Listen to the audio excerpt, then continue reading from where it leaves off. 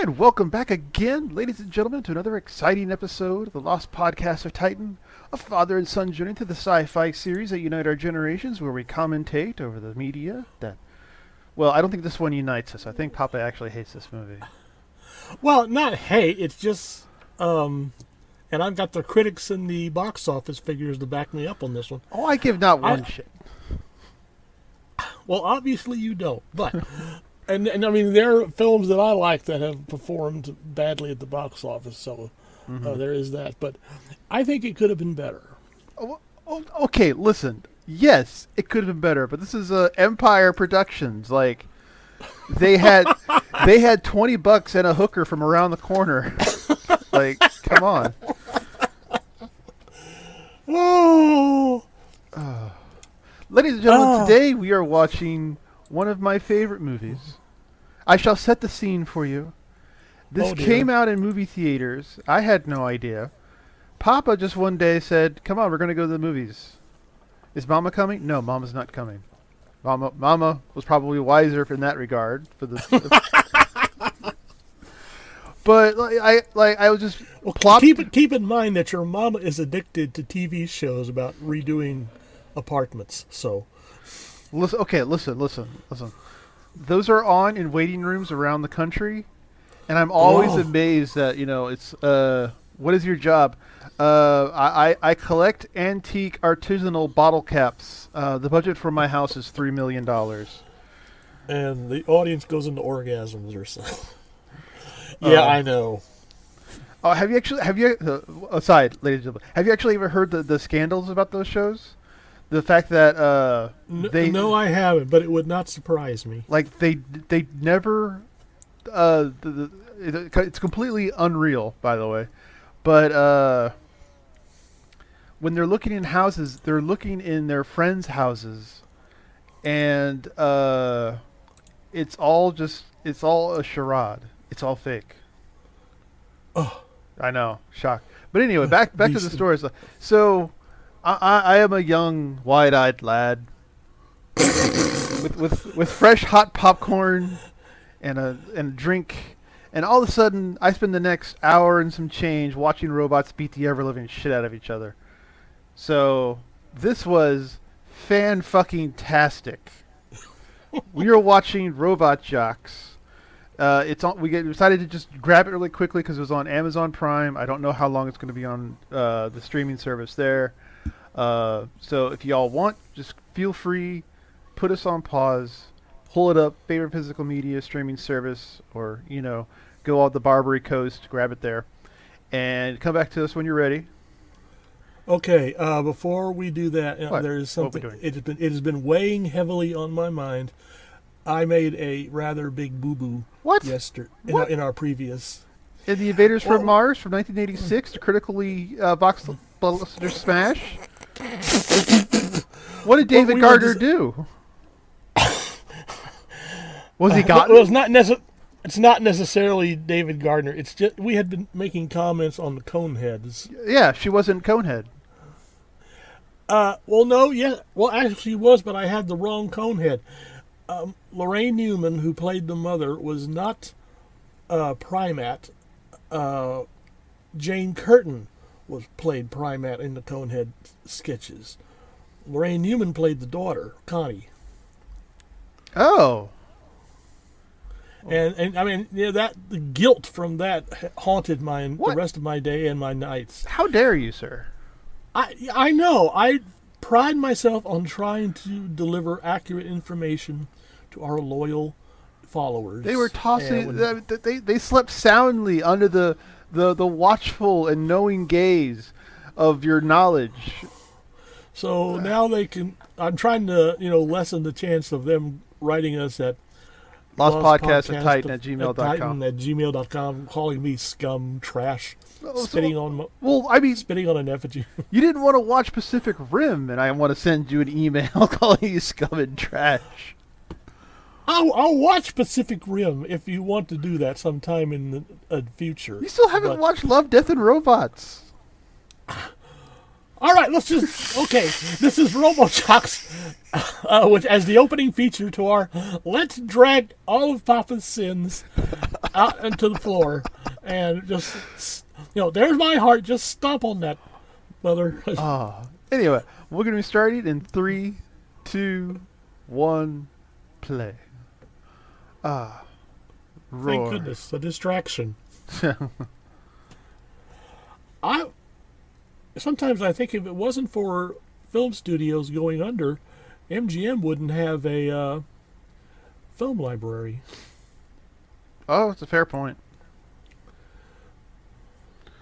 But so for our audience who are unaware, this was made by Empire, and they had this special effects guy who was really good at stop motion. And he made a series of movies with stop-motion robots beating the ever-living shit out of each other. But this is by far the best one. If only they had given this guy more of a budget. I really don't know if I want him to have more of a budget. Like, I would have liked to have. I would have liked to have seen a few more robots, not just. Oh well, yeah. Okay, yeah. But I mean, it's like, do you want to see? Well, we did see, unfortunately, a remake of the Clash of the Titans. But I mean, it's like, you saw the remake. I skipped it. No, I said we got a remake. I didn't say I saw the remake. Oh, okay. Dang it, Amazon! Can you get rid of this shit? Thank you. I actually like this opening. This is a nice opening. It is such a good fucking opening. Like, I am sitting here. A young lad watching all this shit. Like, look at this.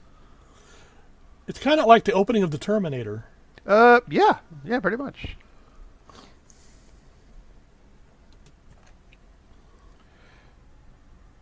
And crunch.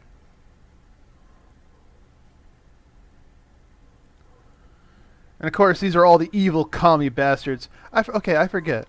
Help me out. Because my memories kind of bleed over each other. Did Russia, did the Soviet Union fall by now, or was it still around? Before the fall. This was just before the fall of the Soviet Union. Holy shit! Really? I thought it had fallen by now. Okay, but yeah, these are the evil Russians, the evil commie bastards. Yes.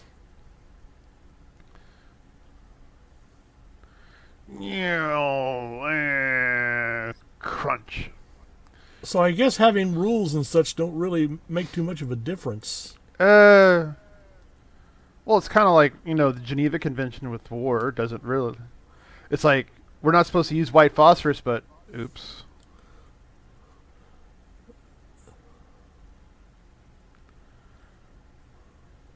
But also, this is a perfect example, in my opinion, of a movie studio not beholden to the notes of the producers, the focus groups, and all that shit. It's like, well, look at this fucking thing. What producer in their right mind would have all these little ideas going on? Like, there's the post-apocalyptic, the post-nuclear war thing we have, which is common, but it's like we have infertility, cloning, we have food shortages, we have Waldo controls of the robots, and like all these little spices in this brew, which makes it just so unique. And I'm wondering, like, I think we would. If we just would be better off taking the several large movie studios we have and just breaking them off into several dozen smaller movie studios. Okay, I'm not I understand what you're saying, but I'm not following your reason. We already have a lot of smaller movie studios. Yeah, but they suck. What I'm saying is they need more cocaine and hookers. Yes. Just announcing that my son's upcoming book, Succeeding in Hollywood, with cocaine and hookers, will be out on the stands shortly. What do you mean on the stands? It'll be an ebook. Whatever. But anyway, in this case, Robot Jox had a budget of 6.5 to 10 million, which doesn't really strike me as a small studio budget, and it only brought in 1.3 million. So, oof. Also, here's where I should screenplay. The story was by Joe Haldeman, a Hugo Award-winning author, but he ran into conflicts with Stuart Gordon. Haldeman wanted a darker and much more serious story, and Stuart Gordon said, "Oh no, we want a quote audience friendly story," and this is what we got. Yes, because Terminator and Aliens didn't make buku money, so we should not go with dark. Yeah. I mean, what films were those? Huh? Nobody paid attention. That is Garrett Graham. Wait a minute. What am I talking about? That is not Gary Graham. That's Gary Graham. I got to get my graham crackers in order. He has enjoyed a fairly decent science fiction career. He was the detective in the TV version of Alien Nation. Yeah, that's right. I think I remember that. And he's been playing a Vulcan official in one of those Star Trek knockoffs that somehow managed to get on the TV screen.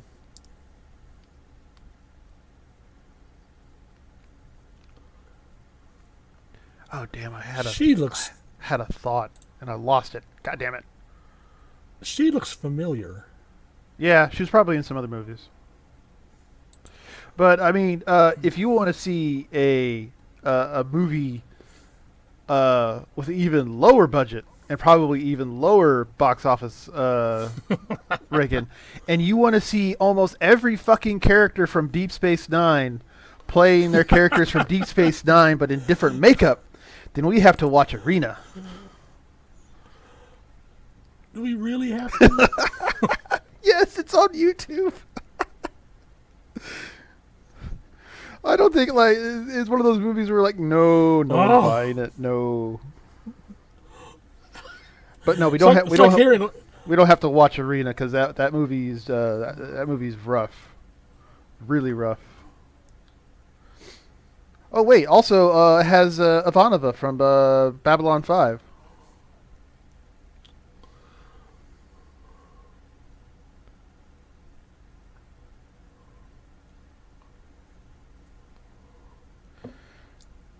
Also, these people have been trained since their conception, so they're all clones or genetically engineered, all that shit. Wouldn't they realize? No, it'd have been trained to this concept of you run the robot, but you have a team behind you.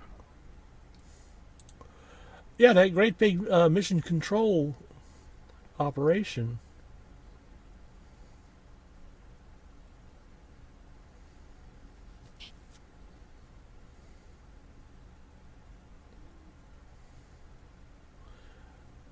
You people didn't have classes in Robot Jox history and tactics? They probably just wanted to add, because I mean, they wanted to establish the secret. Oh. And also, like the history probably wouldn't have mentioned tactics. They just said he took a shot and it was badass. A friend of mine once gave me a really good piece of wisdom. He said, never trust anyone who calls himself Ace. I also apply that to people who call themselves Tex.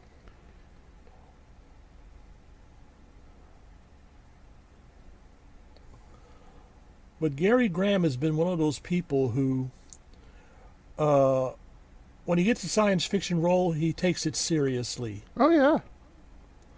And of course we have this guy here. I don't think he's actually Russian.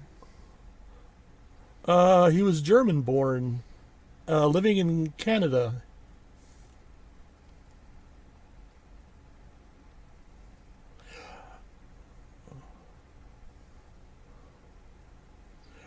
Oh, Lord. You've seen the Omega Man, haven't you? Yeah. The guy on the hippie on the motorcycle with the bombs and stuff? Okay. Sure. That's him. Oh. That's the same actor. I'm sure he's been waiting all his life for this role.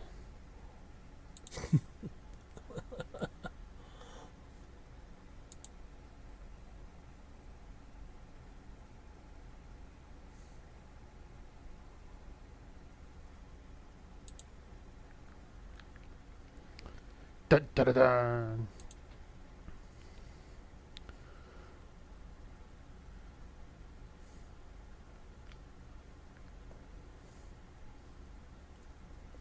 Compulsory fights. Well, yeah, he signed a contract, so it's all compulsory. Okay, I was saying, do you also get these fights where the warriors just say, "Hey, come on, you and me, out there"?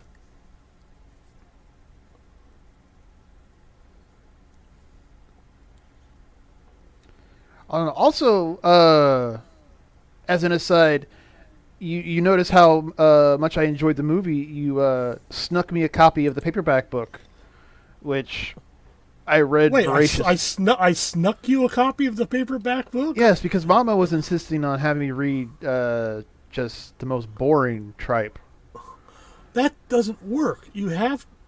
I mean, my mother wanted me... Once she found out that I was reading at a 6th grade level, even though I just entered 1st grade, she wanted me to start reading Mark Twain.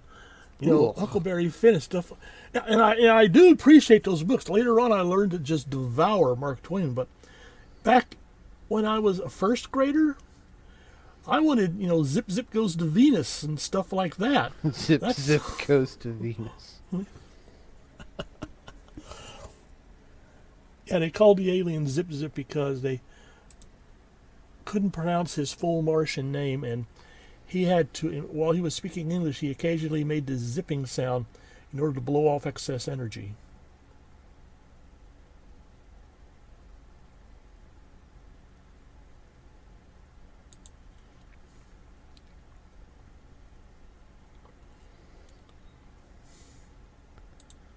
But I'm curious, you didn't want to watch Pacific Rim because it was a knockoff of Robot Jox, but if you didn't like Robot Jox and Pacific Rim looked like it was better, why didn't you give Pacific Rim a chance? Okay, I explained it at the time. You don't want to go into my personal writing background. Oh, that's right, that's right. Yeah. The audience suffers enough as it is.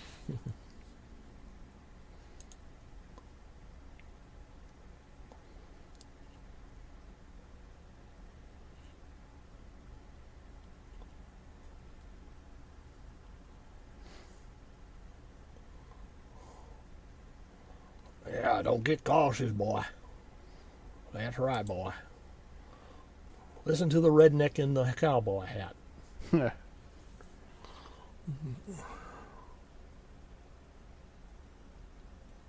It's bad luck to say good luck, you son of a bitches. That's right. That's why you always say break a leg or something.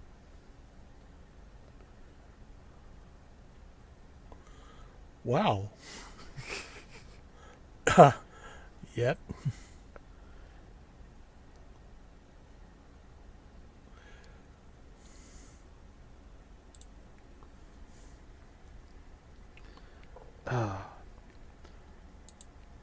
Have you actually seen still images of the actual robots from these movies? I've seen production drawing. Yeah, they were about the size of they probably come up to your hip. Very detailed. Yeah, the suits, the robots, shit. The robot cockpits were designed by the late Ron Cobb, who did a lot of work for Star Wars, Conan the Barbarian, Dark Star, The Abyss.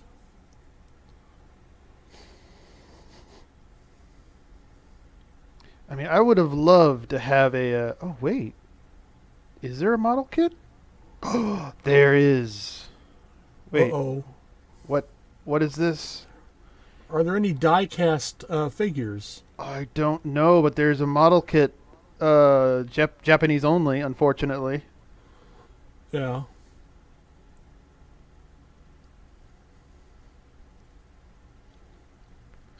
Ka-chunk.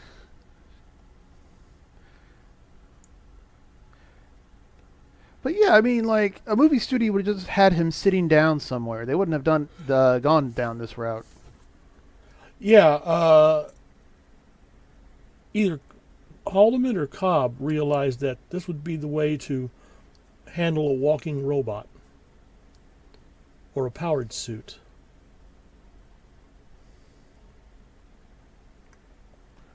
Dun, dun, dun, dun.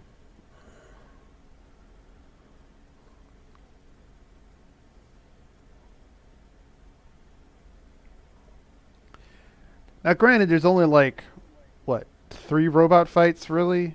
2 if you count the last fight as like 2 separate fights. So it doesn't take up that much of the runtime, but Yeah. this is what makes the whole movie worth it, in my opinion. Yeah.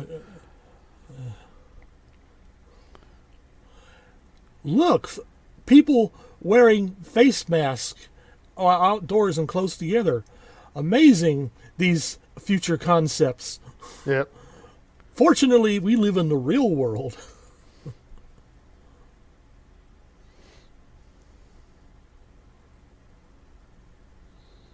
Also, just keep firing. Why are you stopping? They may have limited ammunition. Well, they seem to be hitting.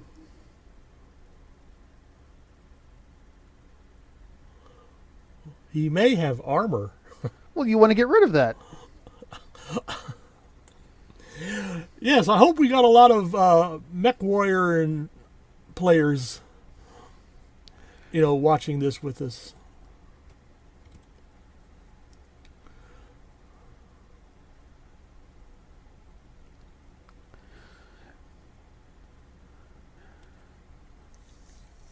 So here's the thing: if we had a Mech Warrior film, would you want it to be practical effects or have the mechs in CGI? Well, to me, CGI would be a practical effect. But okay, I do appreciate stop motion animation. It has that fine crystal quality to it. Yeah. But sit down, fatty. But if you're doing some stuff like this, you need kind of a mechanical effect. You need sort of a more fluid, or more like the mechanical effect computer interface system that the filmmakers started out with Star Wars. And where is that stadium located? Were the people have to bust out to the desert to watch these fights? It's Death Valley. Have you not been paying attention? Or actually, I don't know if it was this fight or next fight that's Death Valley, but yeah. Or it could be the Salt Flats. Would the Salt Flats support something of that weight? Well, yes. It's just salt.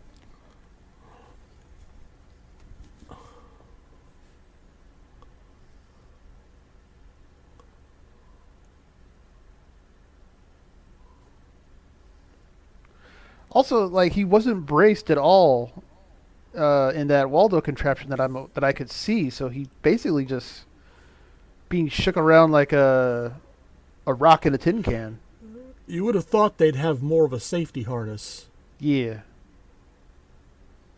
Or something that when it realizes you're about to fall, it immediately cushions you.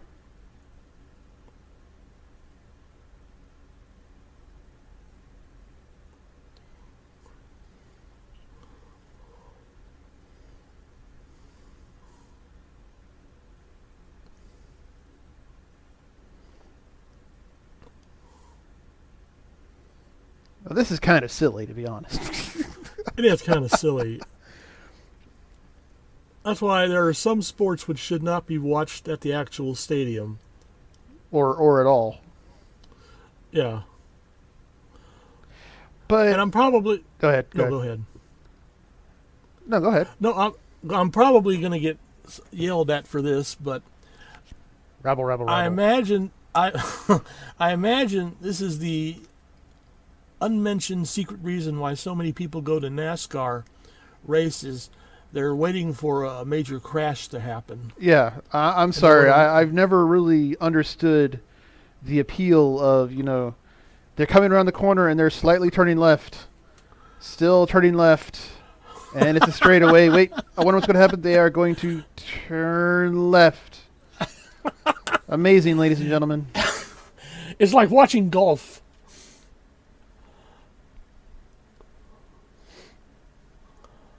See, here's the real reason people watch Robot Jox fights.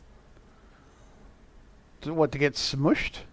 I would love to see a Robot Jox fight. Well, yeah, but I mean, this is the real reason the fans watch is to see crap like this happening. What? Did they get smushed like a pancake? This is the TV audience. Oh, okay, I get it. Well, if I understand correctly, this was unprecedented. Like, I remember this. I remember the book went into so many more details, to be honest. So, who wrote the book? Do you remember? Was it Haldeman? Oh, I don't know. I lost the actual copy ages ago. Let me see if I could find out. Robot Jox novelization was done by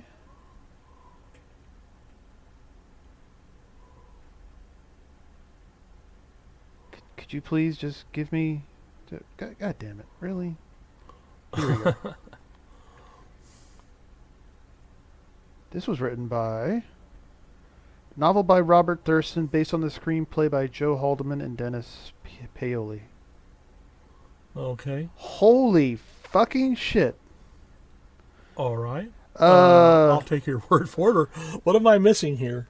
It's $50 for a basic paperback, or there's another version that's worth over $800. Wow. You might want to take, if you can find your paperback copy, you might want to put it in a safety deposit box somewhere. To be honest, you might actually have my paperback. If it is, I haven't uncovered it yet, and I've, got all my books shelved. It might be in like the few boxes I left behind. Oh, I think I've gone through all those, but I don't remember having found the book. Oh, okay. Well then, I don't know. If I'd known that it was going to be that much, I'd have taken greater care in going through your stuff. I would have picked up some my own copies of like the Glass Teat and An Edge in My Voice, if those weren't fucking expensive as hell. Ooh. Sometimes I wonder what I'd learn if I had the books on my shelves appraised.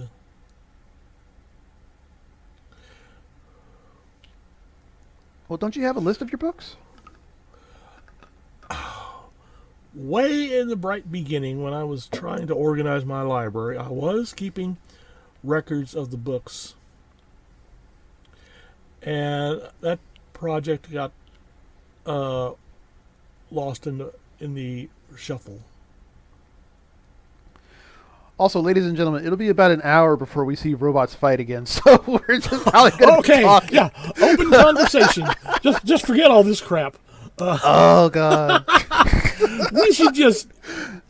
I mean, if there was a way we could get the copy of Robot Jox and just go through it and keep the fight sequences and throw out all the extemporaneous nonsense.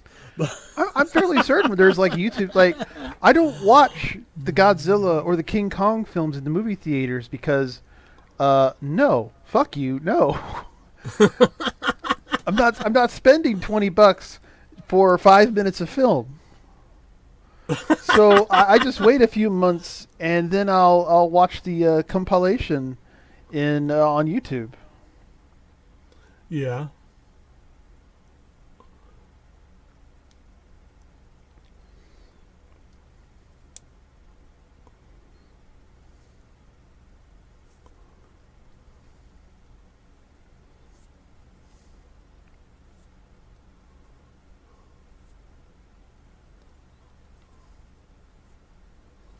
See, the hero's illiterate too. Yeah, like, I thought that. Now I thought that was a nice point to predict that reading is no longer taught. No, it's not that reading is no longer taught. It's just that this is after the nuclear war, and all resources are basically being focused into rebuilding and rebuilding both the infrastructure and the population. Which is why you see all the the pregnancy advertisements going on. But what was it? Also in the novelization, you got a lot of more inner dialogue with Achilles, of course. But one of the things he wanted to do was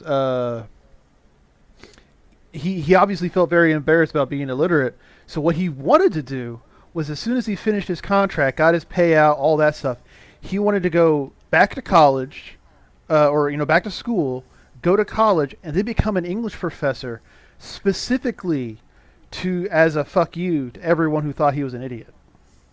And I was like, yeah. Oh, the guy behind the bar in this scene? Yeah, he was in Star Wars. No, I don't think. But this is our humble director right here in a cameo.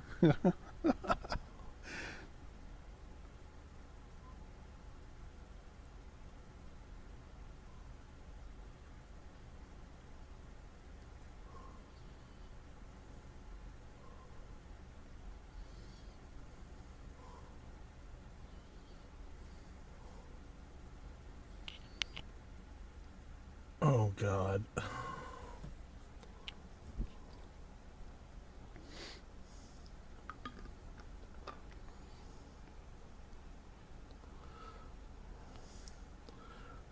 Lady.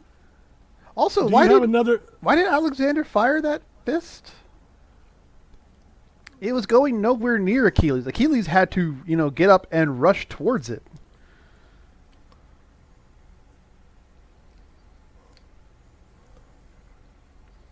Well, we had to have some reason for that scene.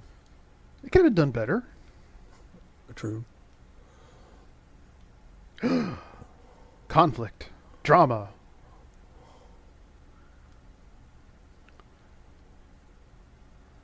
And coming up is one of the weirdest fucking insults in movie history. I do not understand it. It was written. Someone was paid to type this on a page, and they got money for it. It's good work if you can get it.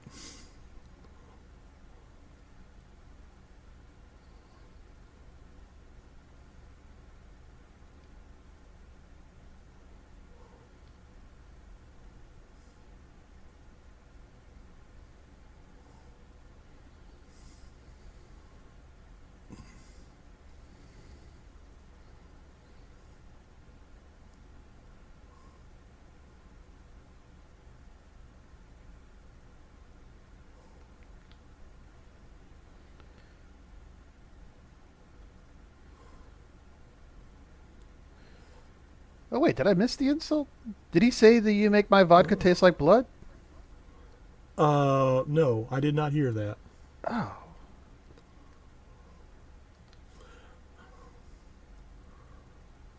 I want to, I've been concentrating on how I could somehow let these guys know there's a concept known as casual clothing. But they're all Robot Jox.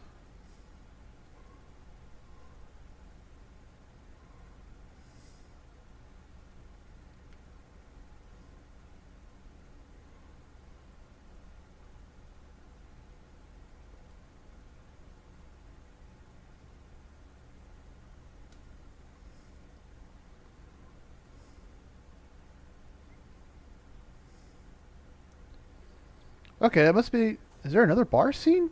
It's been quite a few years since I've seen this movie, but like Achilles goes, "You make my beer curdle," and then Alexander goes, "And you make my vodka taste like blood." Blah. This is an insult. Somebody got paid to write it. It was approved. It went through a process. A writing room. a spitball board, and this was the best one. Have I told you how many movies Empire Films has made? All of them bad. This is the best one. Can you believe it? This is the cream of the crop. Okay, to give Gordon his due. Yes. Before he did Robot Jox, he did manage to get out a couple of fairly successful adaptations of H.P. Lovecraft stories. Define successful, because like his. Well, he did better than all the other attempts that other directors and stuff had made at adapting Lovecraft to the big screen. Oh shit, you're right. The Alchemist. Okay, so these are films that the Empire's made. Well, go ahead. The Trancers, Ghoulies, Reanimator. Okay. Underworld, 1985. Zone Troopers, Breeders, Crawl Space, Eliminators, From Beyond. Rawhead Rex. The Robot Holocaust. Troll. Terror Vision, The Collar Creeper. Dolls. Enemy Territory. Like, some of these are cult classics. Yeah. So he was... Catacombs, Pulse Pounders. Here we go. Arena, 1989. Wow, damn. Intruder, Robot Jox, Spellcaster. Well, wait. So none of those other movies were... okay, hold on. I have to find this out now. Directed by Stuart Gold. Okay. Shut up. Filmography. Here we go. Reanimator, From Beyond, Robot, Pit, Fortress, Castle Freak, Dentist.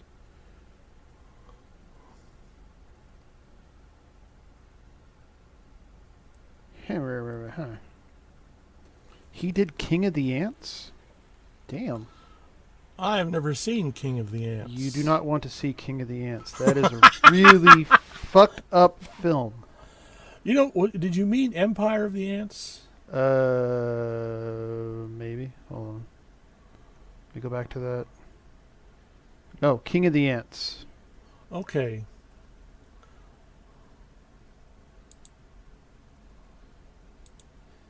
See, I'm sorry, ladies and gentlemen, but this is how exciting the rest of the movie is I'm trying to figure out... Because there were these...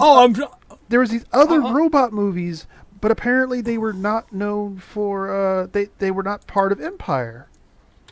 Like, there was one where it was a spider that was taken over... it was a spider mech that had to be taken over by the villain, and then the hero had to pull out, like, an older robot to fight it. There was another one that dealt with... Was that Robot Wars? Oh, that might have been Robot Wars. Okay, so hold on. Which I unfortunately saw. Robot. Yeah, that was really bad. No, I do not mean the TV series, please. You are not human, by the way. And your hair is too short. Yeah, okay. Robot Wars, 1993. Okay, so that was after Empire was defunct.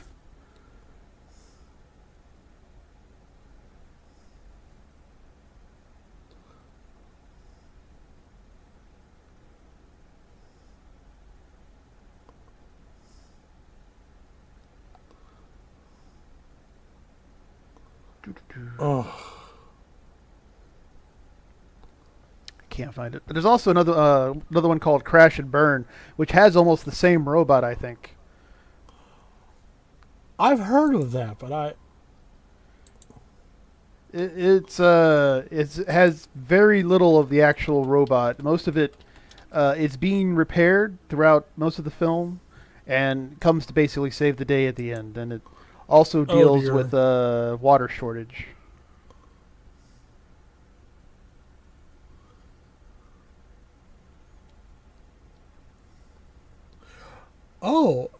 In most European markets, Crash and Burn was titled Robot Jox 2. It's always weird. I'm always wondering why they do that. trying to cash in on the phenomenal success of Robot Jox. Trying to cash in on anything he's good. That is really the sign of a cheap production. Also a stupid one. It would have been better if they came up with a better name or a more original name. Or a better movie. Oh, that too.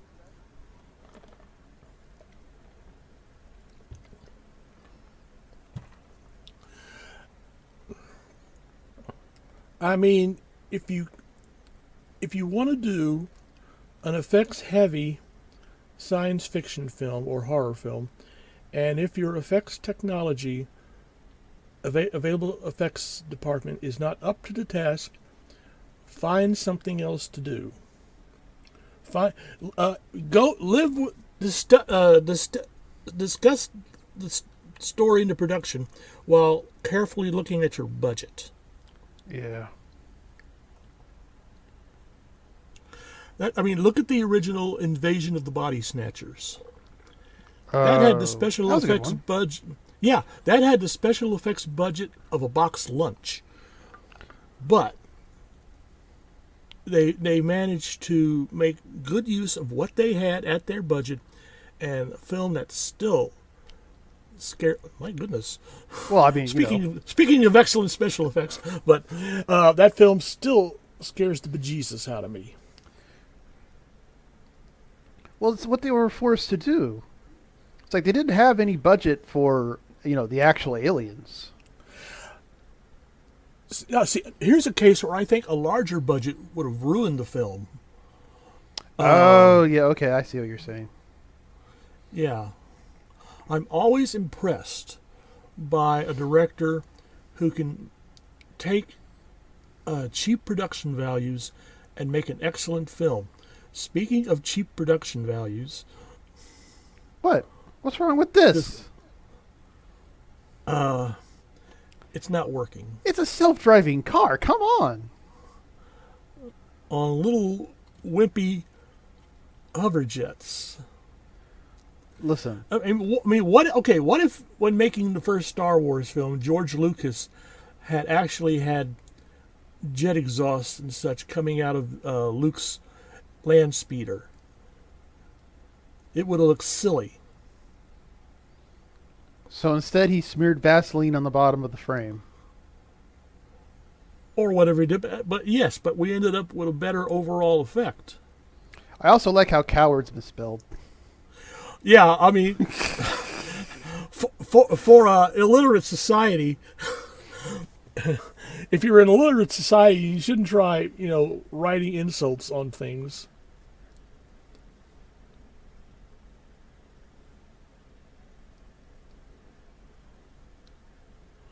Gosh, what kind of a fantastic, unimaginable future world do they have where people have to go around wearing face masks?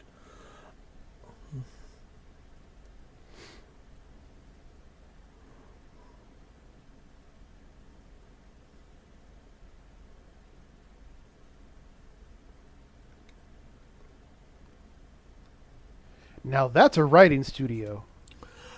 Yes, I mean, this is the kind of job that I would have if I was in the Robot Jox universe. You would be a destitute writer? Well...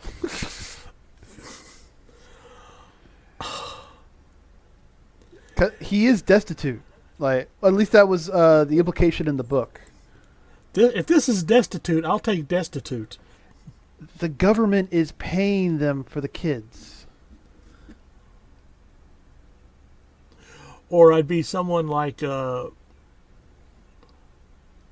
character that Edward G. Robinson played in Soylent Green, the book. That is a weird fucking movie. Maybe you ought to put that on our schedule sometime. We should, but I'm also going to get really annoyed and go on my rant about the fucking factory and the football players.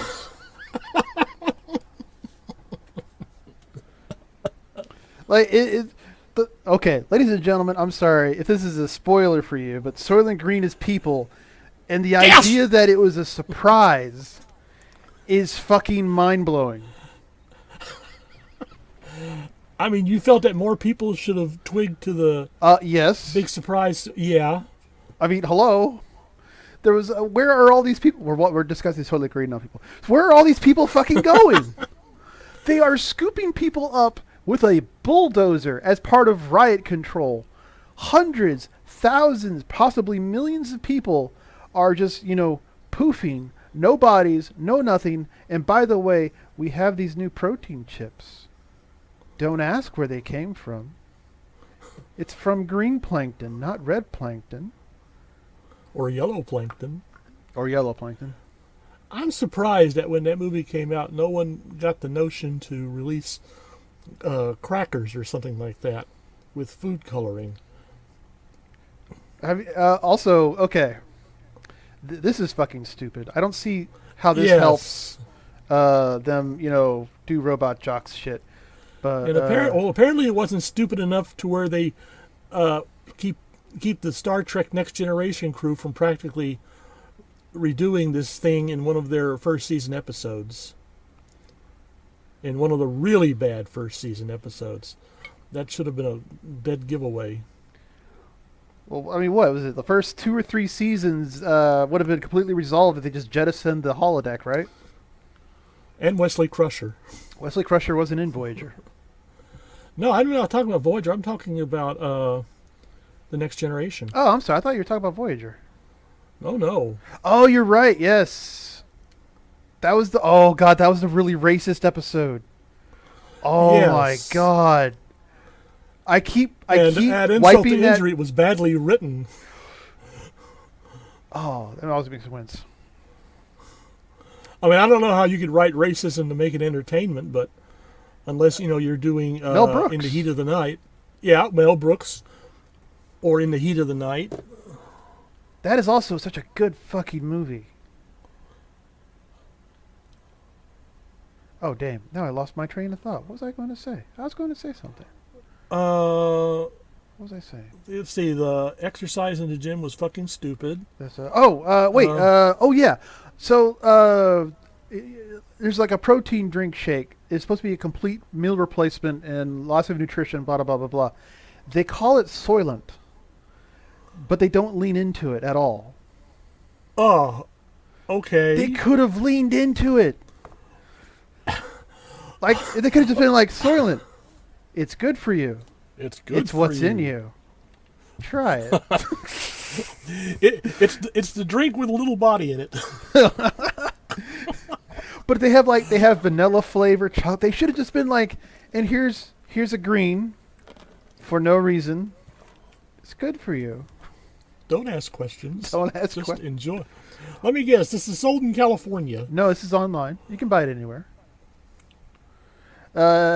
Unfortunately, if I recall correctly, there were issues with the first batch where I think it made a lot of people sick. And they had to basically retool their entire formula. But let's see. Oh.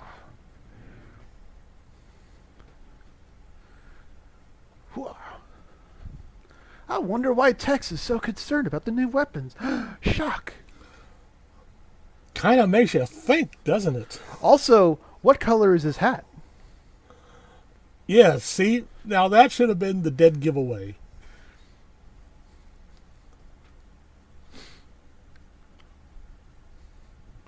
But anyway, going back to apropos of our previous conversation, I'd want to do a live action physical practical effects is what I mean of Mech Warrior. Like, as a matter of fact, if I wanted to do, I would actually like to do several series. One being like, the inner sphere conflicts, clan wars, all this with large battles. That could be CGI. But I'd also want to do a sister series going along concurrently with an actual just a Mech Warrior mercenary more focused on single combat. And that would be practical effects. Yes, if we were going to do a Mech Warrior series, then that's such a nice, richly designed history and backstory. Oh, so good. I mean, I remember those tech manuals you had, and I didn't want to read so much the descriptions of the mechs, but I loved reading the stuff about all the background information. Yeah. I actually still have those. But also, same with Warhammer 40K. Like, I don't have the tabletop game, but I do have several of the actual video games. But I could just like click on a Warhammer 40K article, wiki article, and just fall down this rabbit hole of depression and dark grimness. It's great. Have you ever seen? Do you watch the co-optional podcast animations? Yeah. One of my favorite ones involves Warhammer. Oh yes, Captain Happiness. Yes. Yes. Captain Sparkles. The happiest. I'm so excited. Oh please! Can we badly write a character even more? Oh wait, I think this is it. Okay.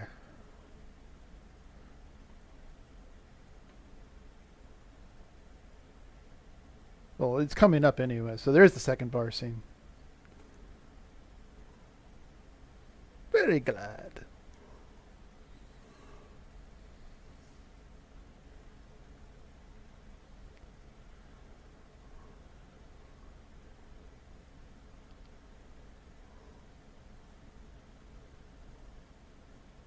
Blood. Lovely.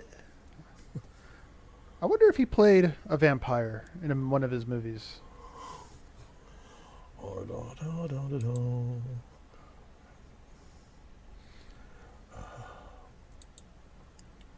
With a voice like that, I think he'd be a natural for a vampire role. Yeah. Also, why is Matsumoto accusing and Big Tech, instead of just being like, just arrest him? I have evidence right here. Yeah.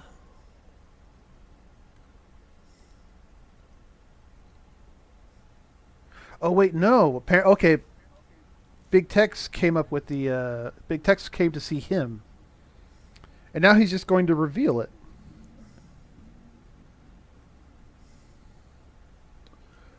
As near as I can tell, Paul Koslow did not play any vampires. Oh.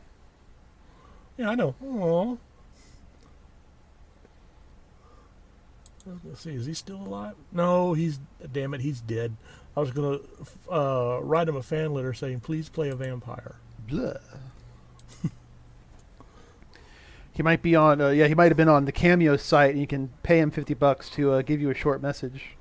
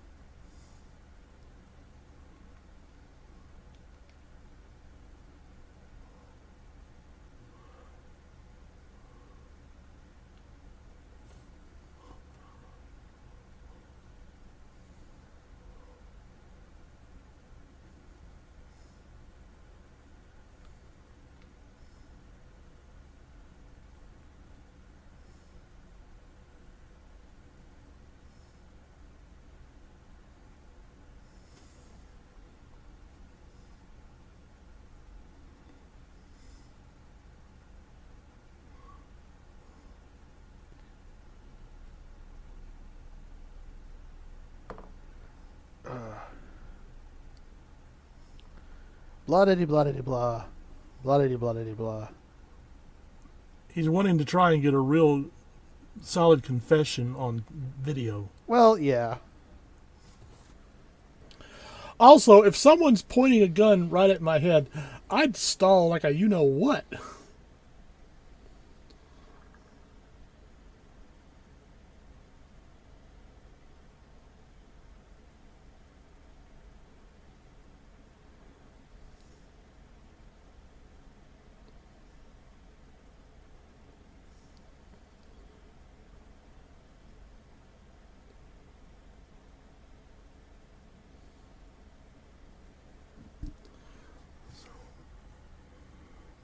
So modern futuristic forensic science still allows cops to fall for that gag of wiping the fingerprints off and putting it in the murder victim's hand.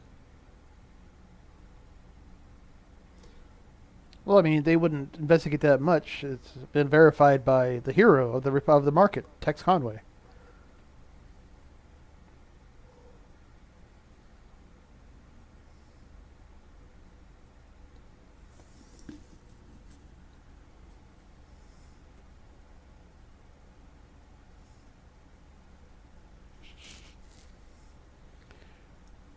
Why did you tell him you suspect? Jesus Christ, these people are idiots.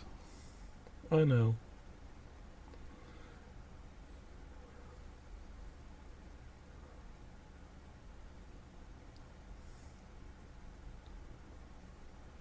But he's still in the dark about the secret weapon Matsumoto installed in the mech.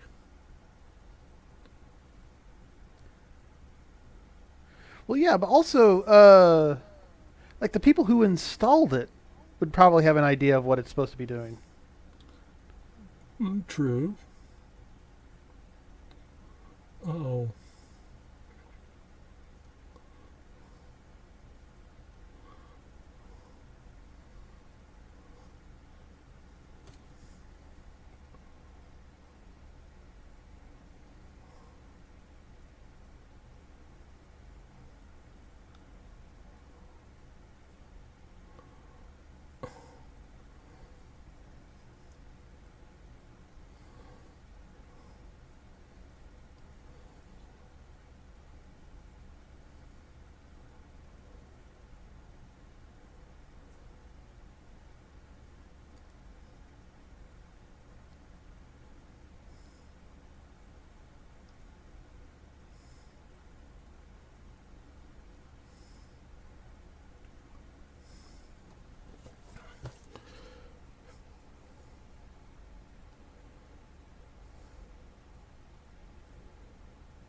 I don't think that's how the phones work. Well, obviously, if you rip the wires out, something is going to happen. Yeah. What is that slowly spinning thing in the background? That's called a prop. And this is called a set. Like, look at this shit.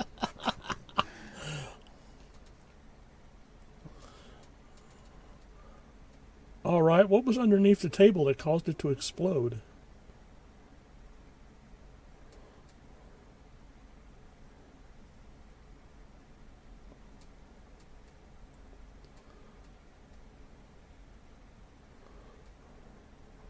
Wait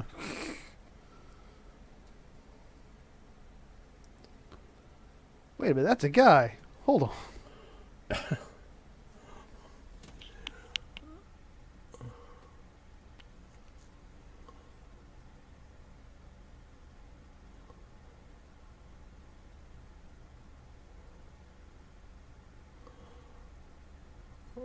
Oh, come on, he can do better than that. In terms of spreading the love.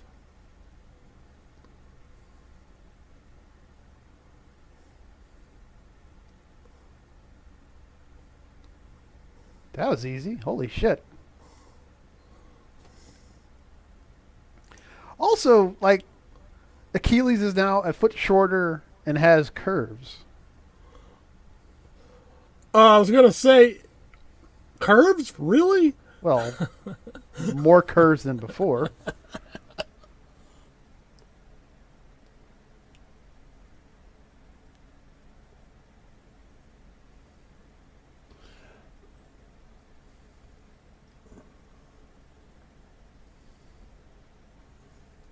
Otherwise, no reason to get suspicious, I guess.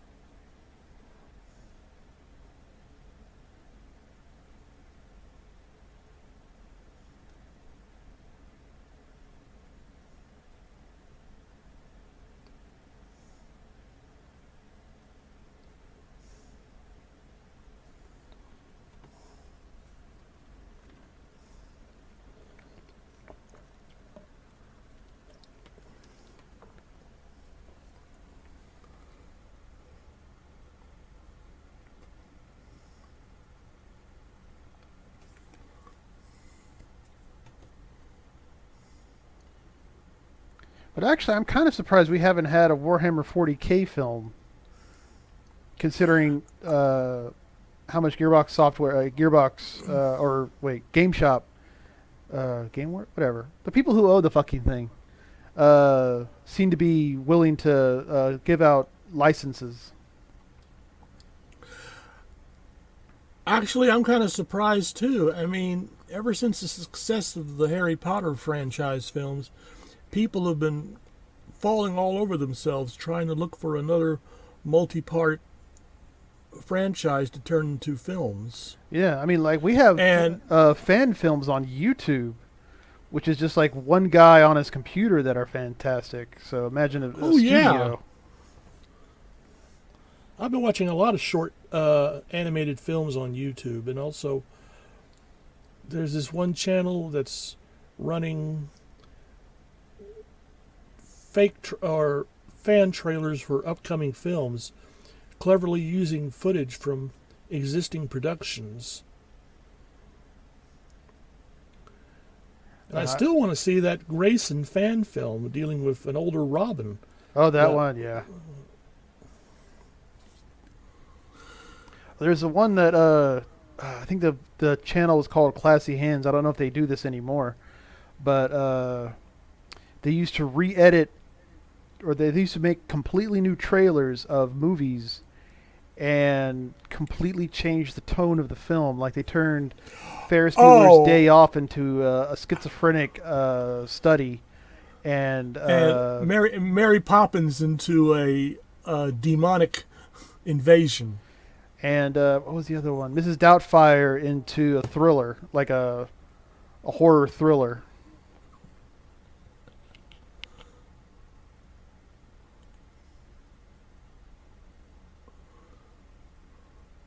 You just really got to be overwhelmed by these computer graphics.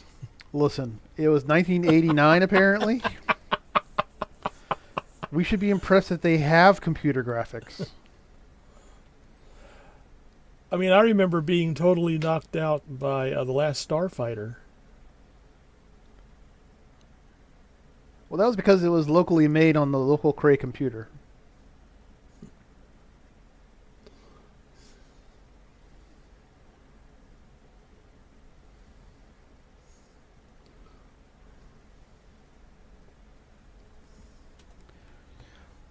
Oh yeah, apparently all the origami was because since he couldn't read, he didn't know what the buttons did, so Matsumoto basically put origami animals on basically as a clue of what they were doing.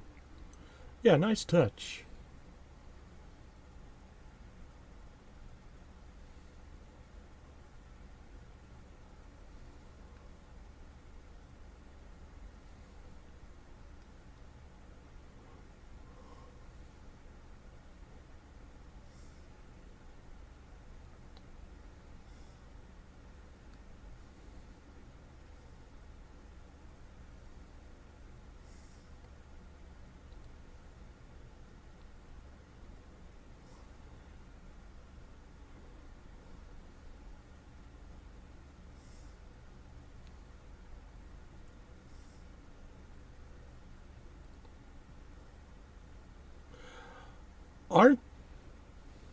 Aren't the suits? Did she take? Is that Achilles' suit she's wearing? I think so.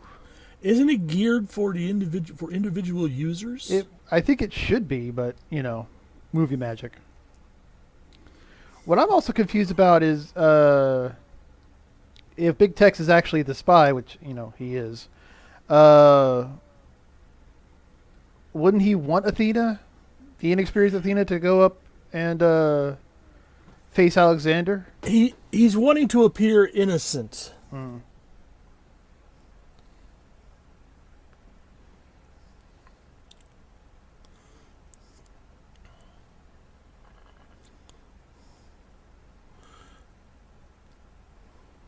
If she's got rocket boosters, can't she use them to get out of the gantry? Limited fuel.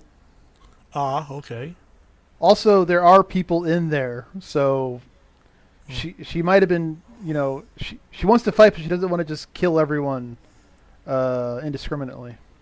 Okay, and he certainly recovered from that shot, rather quickly. Well, blue balls will do that to you. Oh.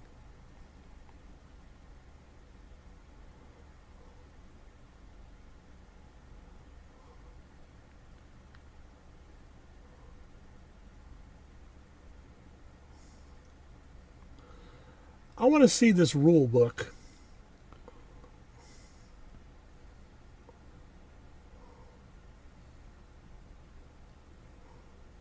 Because, I mean, I would think, like, by this logic, they could just simply do a takeover of the other person's hangar bay, take the robot to the field, and, that constitutes a legal challenge. Yeah. I mean, let's go back to the analogy of NASCAR. The robot turns left. No. So, by this logic, some Joe Schmo can go in and take over the number one driver's race car and take it out on the strip in the race. And would that be considered constitutional within the rules? Yeah.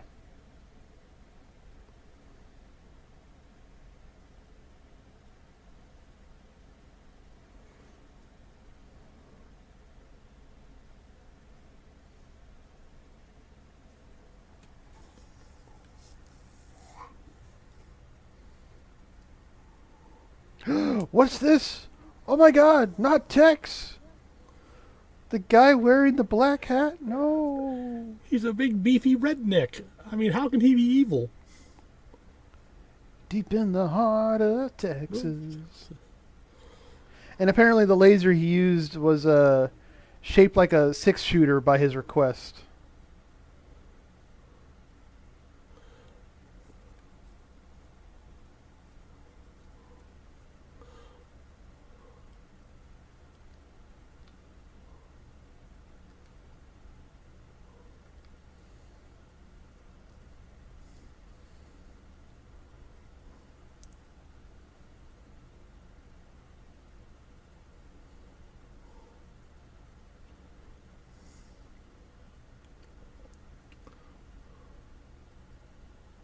Ooh. Picked up on aisle 3.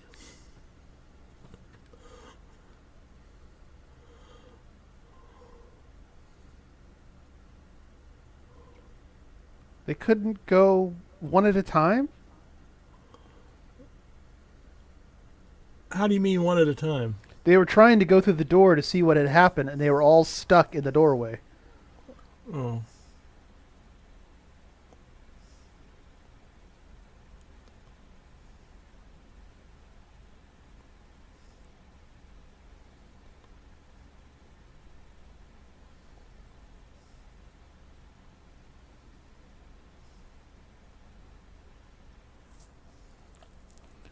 Dun, dun, dun.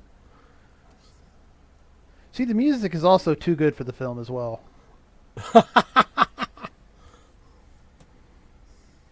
Although, you know what would have made it better? What? James Horner score. Wow! Why didn't I see that coming?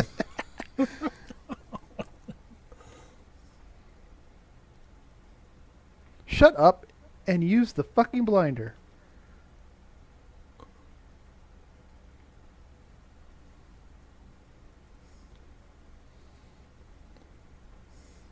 Now, go in and start beating his ass. Stika blyat. The vodka will come again. And it will taste like blood.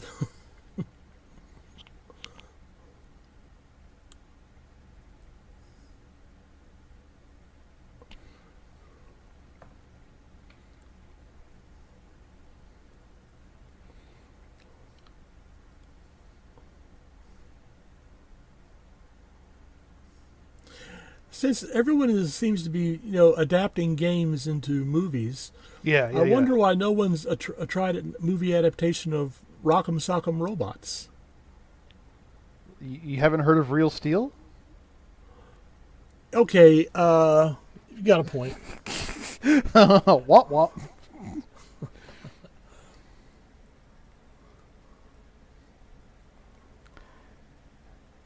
Now, to be honest, this seems a little silly right here. Yeah.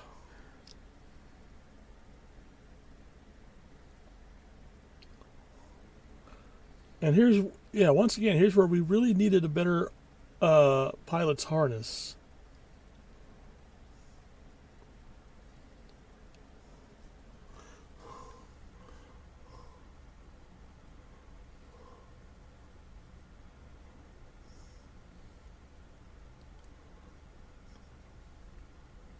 Into the Weenie Mobile. Away.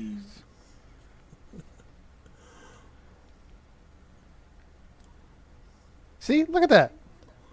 Okay, that shot was better. See, you're just being a meanie poo head. They only had so much cocaine and so many hookers. They were working with what they had. I'm being called a meanie poo head from you? Oh!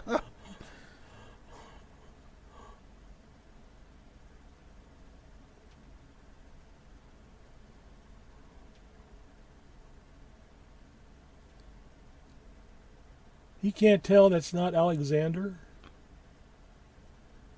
No, he knows that it's a woman. Only a woman has a chin and lower lip like that.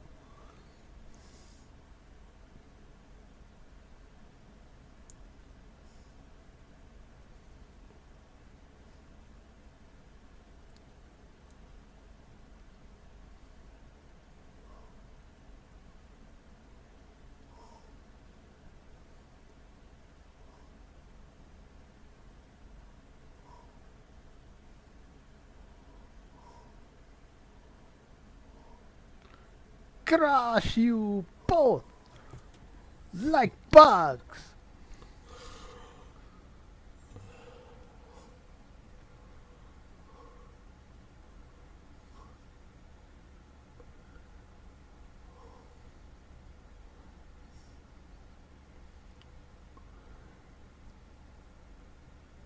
I gotta say, Paul Koslow really knows how to milk a roll. Well, I mean, if you have a roll, you have to milk it. Yeah, I've seen other, quote, actors, unquote, get a role like this and they just go, this won't get me co-starring with Meryl Streep, so why should I care? Well, I think that would have been a bonus. Yeah, but there are a lot of people who really like Meryl Streep. Well, yeah, but they don't really go to the movies. They go to cinema. I can see that. There are only. I mean, I know she's a really hotsy-totsy actress, so people keep telling me, but there are only 2 Meryl Streep films I've been able to sit through.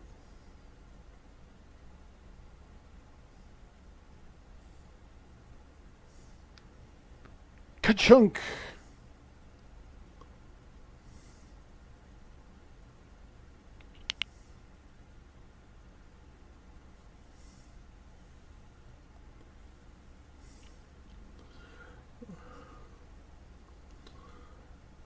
I really can't say much for the referees in this sport.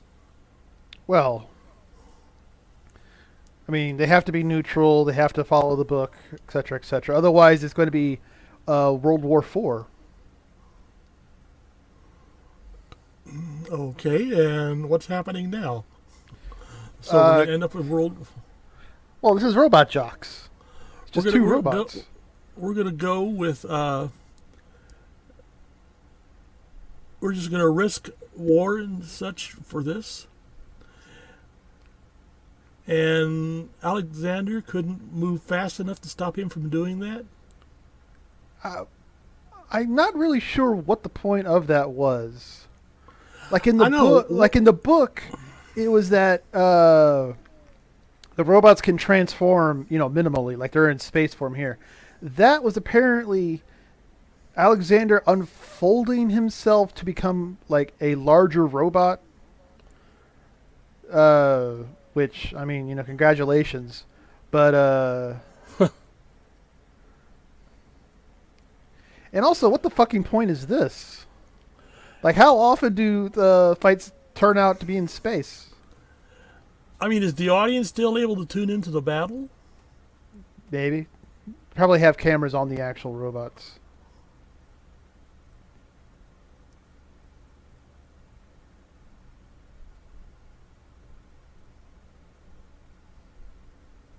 And also, look at this. There's no sound in space.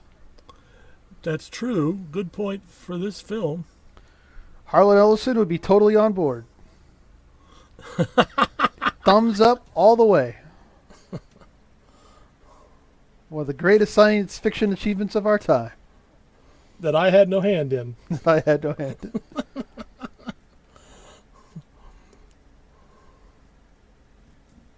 I wonder if they can also go on or underwater.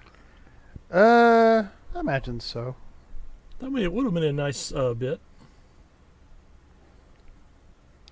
But, like, what was the Keeley's point here? He went straight up, got his foot blown off, and now he's coming straight back down. A little something for the audience. And then we have trees as far as the eye can see. And now we have desert.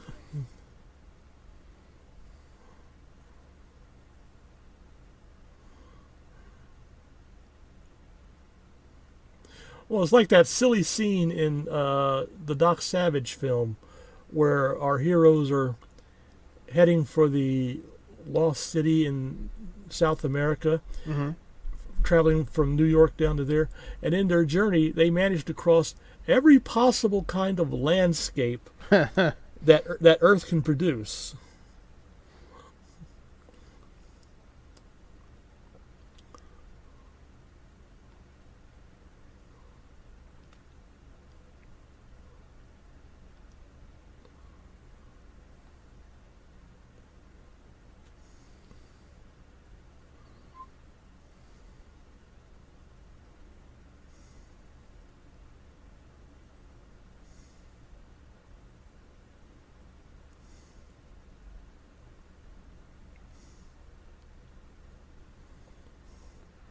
Chink.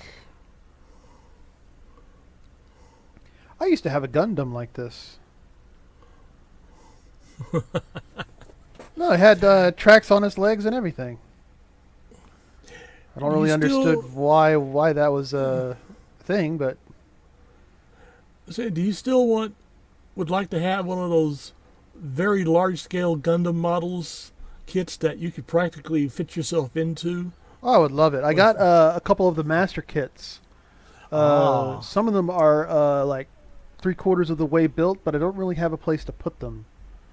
Yeah, I know. That's my problem here as well.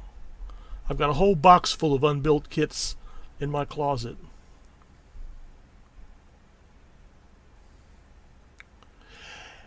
If I could get the rights and if I had the money, this kind of makes me think I would like to get my hands on Gunhead and essentially juice up the effects. And actually have a coherent story? Yeah, that would help. Because I hate to break this to you, but the manga and the movie made 0 sense. I remember you enjoying the manga. I enjoyed the manga. I enjoyed the movie. Doesn't mean it made any sense. That's true. I was going to say, a whole lot of slash fiction is being born here, but...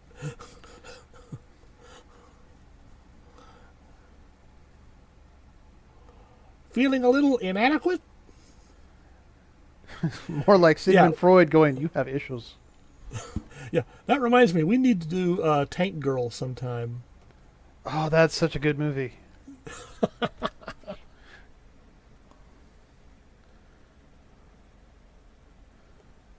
And I can't get the fucking song that I want from it. Which one? I sent you an email about that like ages ago. It was, what was it? It is Soundgarden. Wait, no, I'm sorry. It is Devo performing their hit, The Girl You Want, but it's done in the style of Soundgarden. With, I know. Yeah, I know what you're talking about. Like some other singer doing the vocals. And because of how music rights goes, it's not on any fucking album that I can find anywhere. So if I want to listen to it, I have to actually go to the movie opening credits, rock out to that, which isn't, too difficult still. Great opening credits, by the way. Oh, God, yes. It makes me want to go read the comic. I'm really surprised I haven't tried that. Yeah, there's like a lot of comics I'd want to grab a hold of. Like I want to get some Judge Dredd's. I've read some of the collected stories, and the Cursed Earth series is a good one. Also, the Judge Fish series.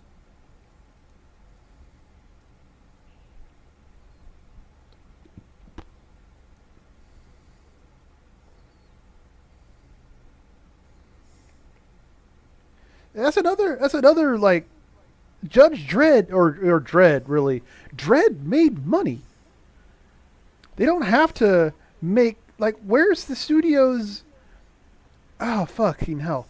Like they could keep going and build on this fucking thing, and make the Dredd franchise. Yeah, like the original Fast and the Furious. I don't know if that made that much money, or I know for a fact the second one didn't really. But they've managed to turn that into a working franchise. Exactly. What is essentially just a very basic storyline. Exactly, yeah. Well, it was a basic storyline. I think the Furious franchise has gone off the rails, quote unquote, for several movies by now.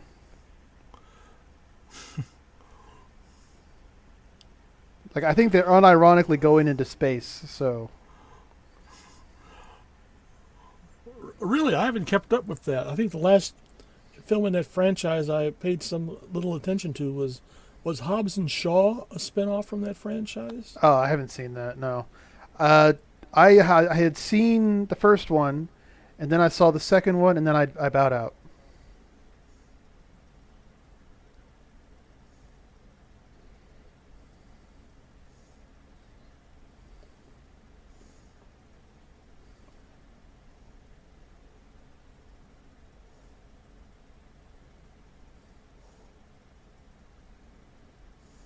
That's the second time he got on with that leg trick. Although the last time was in the damn it, the robot. And notice now his arm is disabled like it was on the robot. Wait a minute, hold on. Is someone trying to be clever? Oh, heaven forfend.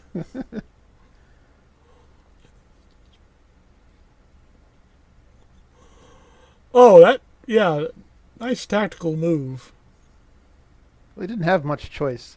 That, and I think he's suffering from a head injury.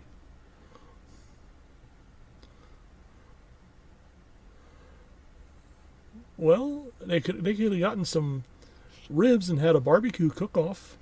Well, they have to have ribs first.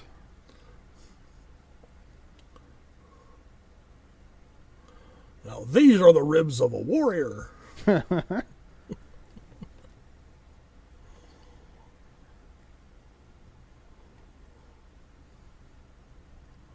I guess his arm is still injured if that affected him. His arm is broken. What are you talking about?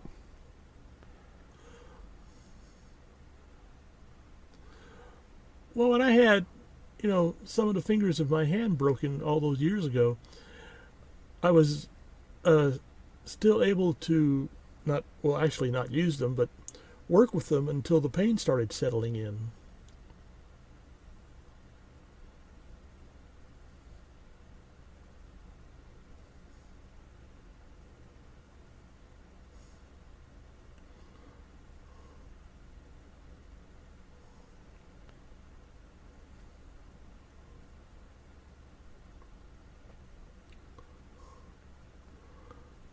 And then he gets the rock across the face. Crash. Uh-huh.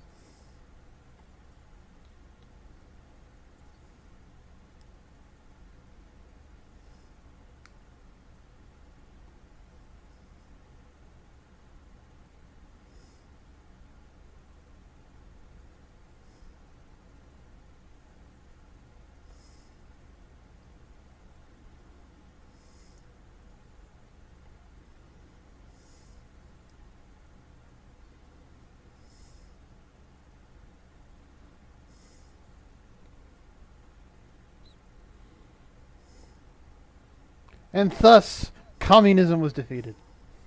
That's right. He sounds so excited. Well, I don't know. Maybe I'd like a little more. More robot fighting? Yeah. Well, I can see I that. mean, if it was only so much, if only it was that easy to get rid of communism. Well, we had Rocky 4, where, if I can do it, and he can do it, we both can do it, we can do it together. Speaking of which, when did Rocky 4 come out? That's 1985, so yeah, this is a ripoff of Rocky 4. With robots. With robots. And a German playing a Russian who grew up in Canada. Yeah. Oh, wait, what were the... Okay, so... Crash and Burn movie. Crash in 1990. So that was before Robot Wars. Let's see. I thought Robot Wars... I could have sworn Robot Wars was an earlier movie. Because, like, literally, the Robot Wars had... The robot fight was, like, the last 10 minutes of the movie. And everything else was just... Because I remember watching it thinking, oh my, yeah, this is the same special effects guy who did da-da-da. And it has this scorpion and this giant robot. This is going to be fucking awesome. And it was boring as shit.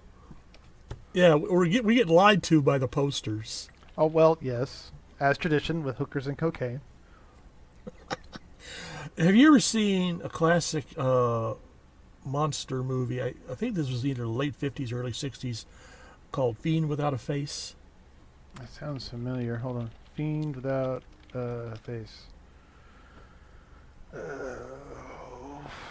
Was it the one with the brains? This is the one with the brains, yes. Yeah, for my money, yeah, you could fast forward to the last 10 minutes of the film, and they're the best. Is this the one where where that one guy basically smacks the brain with an axe, and it's like a rubber ball filled with air? No. They shoot or hit the brains, and this blood comes gushing out. So speaking of being lied to in the poster, how long does the girl stay in just the towel? Not a whole hell of a lot. That happens a bit earlier in the film. But yeah, it's just she comes out of her apartment, sees the guy standing there. No, she comes out of the bathroom, sees the guy standing there, goes, "Shriek!" and runs back into the bathroom. Oh, wait a minute, hold on. This is weird. Let me go this here. All right, so shit. I don't like IMDb. Give me Wikipedia. Thank you. Okay. So Robot Jox was produced by Charles Band. Crash and Burn was directed by Charles Band. And Robot Wars was directed by Albert Band. Kind of makes you think, don't it?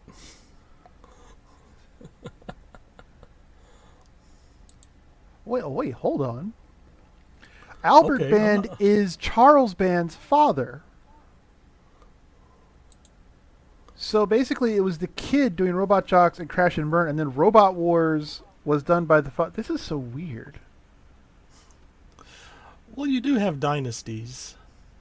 Well, yeah, but usually they go from the venerated elders to the upstart youngers, not reverse. Oh, wonder if there's any. Hold on. Production, release, soundtrack, reception.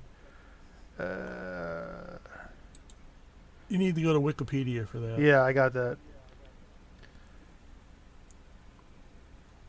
Later response has a minor following of devoted fans and has influenced various instances of pop culture. Hell fucking yeah. and when Pacific Rim came out, it reinvigorated interest in Robot Jox. Well, I would hope so, yeah. So it could end up being one of those films that eventually gains its audience. Holy shit. In Crash and Burn, In popular culture, a commercial for this movie is seen in television in the 1991 sci-fi B-movie action film Trancers 2: The Return of Jack Death. Oh, Oh, God. whoa, Lord. whoa. Please, not the Trancers films. Which one? But is it... Hold on. Is Jack Death the doll guy? Jack Death is the police officer sent from the future. Sent from the... So... But doesn't he play the same character, but he's actually like doll size? Isn't that another one of those movies? Okay. He was in another series. Dollman. Dollman, yeah. Yeah. And they had a few knockoff films. Yeah. But it's the same character. Essentially, yes.